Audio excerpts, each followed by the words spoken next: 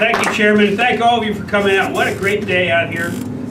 Great way. Thank you for spending your holiday with me. It is Columbus Day, and I know many of you could be in other places, and I certainly appreciate you coming out and spending some time. What a great Victory Center. I've toured many of the Victory Centers across Pennsylvania.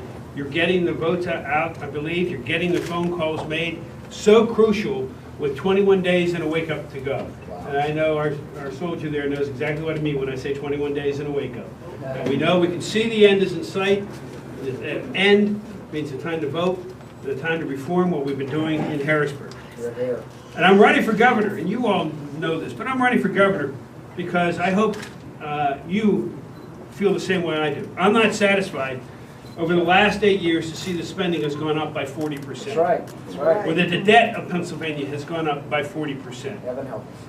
I'm very upset the fact that we still, with the spending increase we've had in education, continue to have 30,000 students a year drop out of the schools in Pennsylvania. Now, let's put that in context. That's the size of the city of Williamsport every year. Wow. We have to change that. Wow.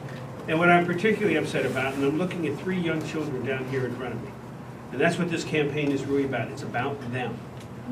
We've had our time. We've enjoyed a Pennsylvania that was a leader among states, a leader among nations, really. We're the Keystone State. But it's not what it was when we were growing up. We have to give them a better Pennsylvania. Because what happens in Pennsylvania now is 25% of the children who are born, raised, and educated in Pennsylvania leave Pennsylvania to find opportunity somewhere else. I'd like them to stay here. I'd like them to come back, those who have already left. I want Pennsylvania to be the #1 state in the Union, and I hope you join me in that. Yes. Yes.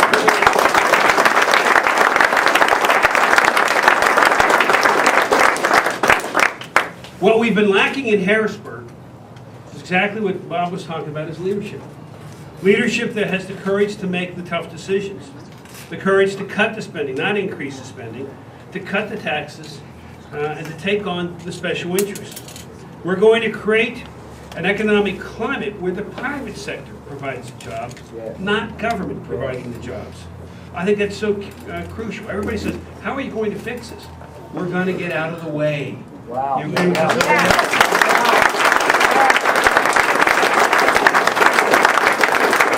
And I certainly don't think that we need 4 more years of Ed Rendell, do we? No, we don't. No, we don't. Well, I'm pleased to have a guest here with me today, and I know that many of you came out to meet with him also.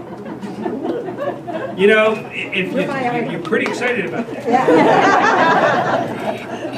You know, you've seen many times where my opponent has talked about being the county executive of the 2nd largest county in Pennsylvania. Well, we both live in Allegheny County. I know it pretty well.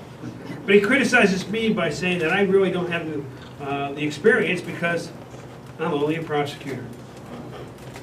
Well, he's a county executive. He's an executive.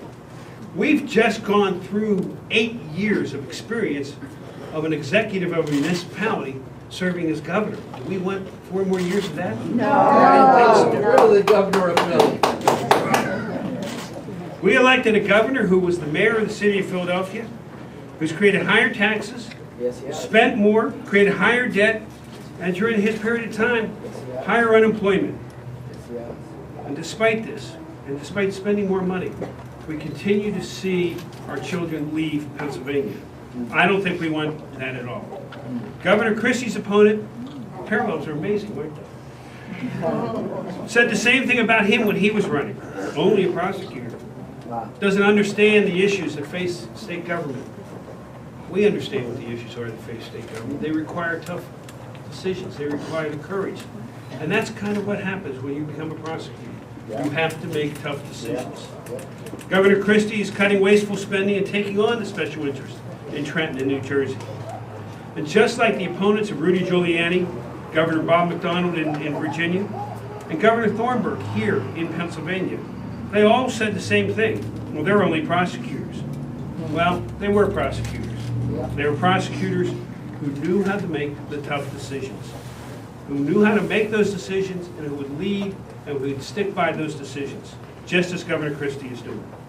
Governor Christie is a leader who has, as I said, the courage to make those decisions. That is something he learned as U.S. Attorney, something else we share in common, one of my days as U.S. Attorney years ago. He took on child pornography, as I'm taking on the child predators now. He took on public corruption.